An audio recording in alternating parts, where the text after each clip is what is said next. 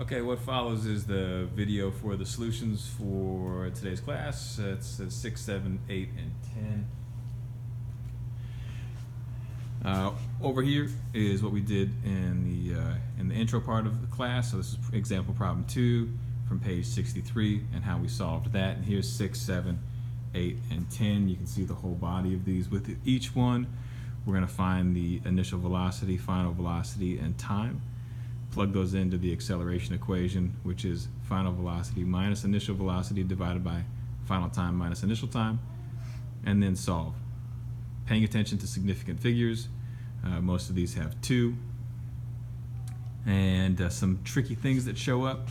In number 7, we're slowing down, and so our initial velocity is bigger than our final velocity, so we get a negative number, which makes sense because we are slowing down. So our acceleration is opposite to the direction of our motion, acceleration, motion.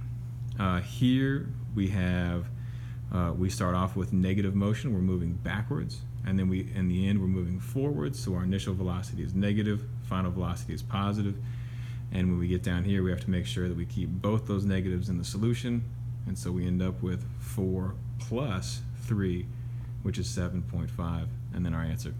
And then over here, the 2 minutes part of the problem is irrelevant. That all happens before he's accelerating. That whole 2 minutes is constant velocity, so it doesn't matter. And then what does count is the initial and final velocity and the time. And some of these have 3 significant digits, like the 10, but the others just have 2, so your answer has to be in 2. And the tricky thing here is that when you divide, you're going to get negative 0.225, but you have to round that, and using the arcane rounding rule, we're actually going to go down, not up, so it's negative 0.22 meters per second squared. Thanks for watching.